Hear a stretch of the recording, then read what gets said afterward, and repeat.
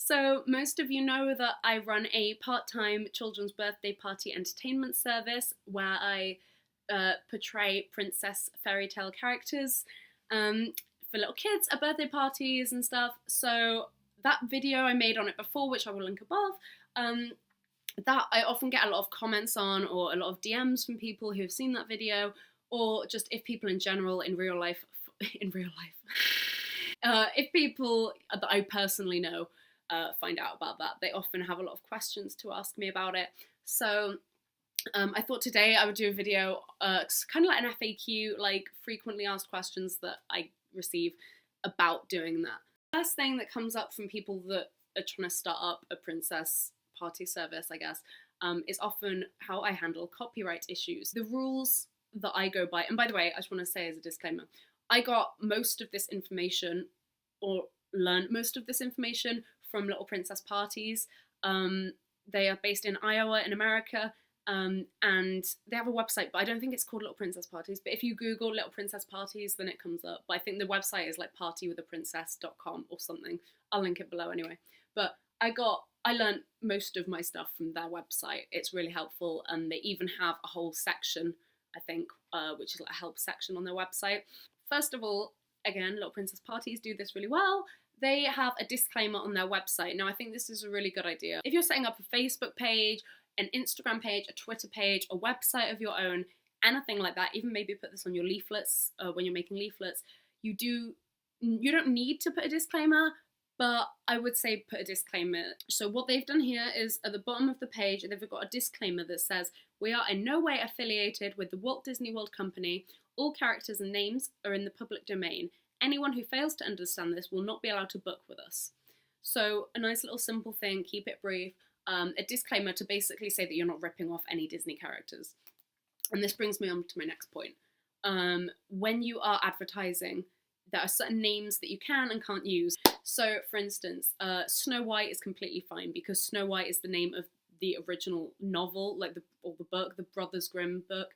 That's not owned by Disney. They don't own the name Snow White. Same with Cinderella. However, if you are doing a character inspired by Disney's Belle character, then you would have to rename it to something like Princess Beauty, because the original is just Beauty and the Beast. So you would just Belle is the Disney version, so you would have to change the name of that. Same if you do an Elsa type character, you have to advertise it as the Snow Queen, or Anna as the Ice Princess. Jasmine would have to be the Arabian Princess.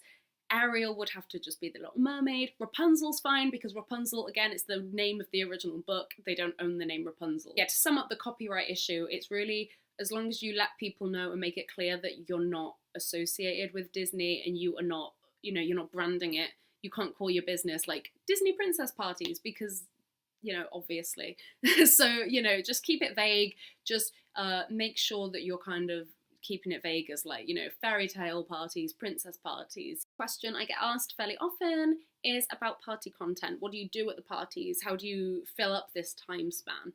So what I do is I usually offer, well, back in the day when I was like proper on this and I was like, this is going to be my full-time job, before uni happened, I would offer two packages. I would offer a shorter package where I would go for half an hour or an hour, join in on, I think an hour it was actually, half an hour was nothing. So I would go for an hour and I would just join in, like, imagine the parents already planned the whole birthday party and then they want me to appear there or a princess to appear there.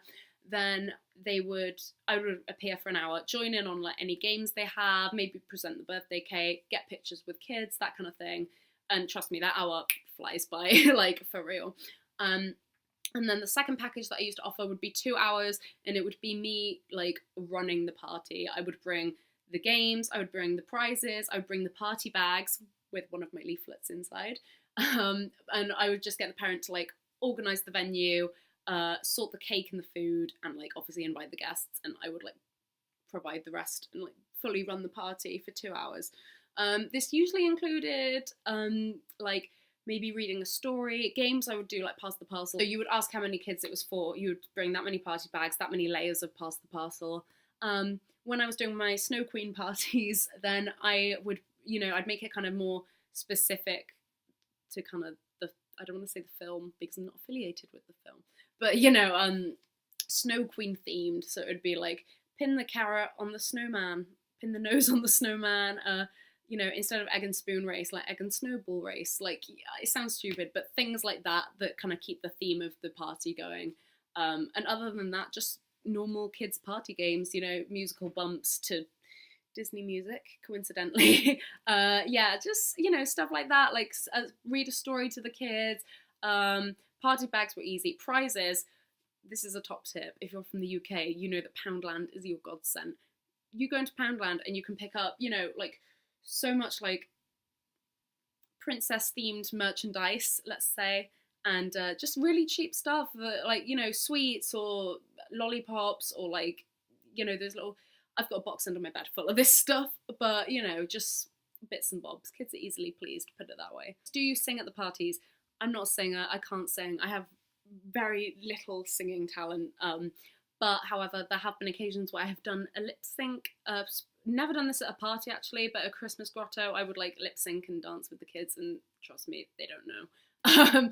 But you know, if you have a singing talent, really, really useful for this. A lot of people do the singing, like, you know, take a CD player along or just like sing along to it. You know, kids love that because they're like, oh my god, my favorite princess singing a song from like the film that they're from. You know, if you have singing, use it to your advantage. Same with dancing, really useful. Finally, we're going to talk about committing to the role. People always ask me if I get embarrassed, or if they're like, you know, do you do the accent? Do you do the voice? Like, what if they ask you this kind of thing?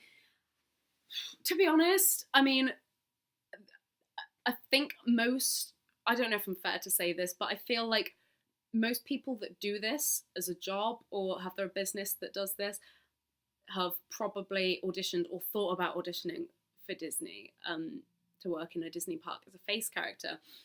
And if that's the case, if for you, then you've probably looked into it in that way. You've probably, you know, watched character meet and greets on YouTube. You've probably, like, you know, done a bit of background research.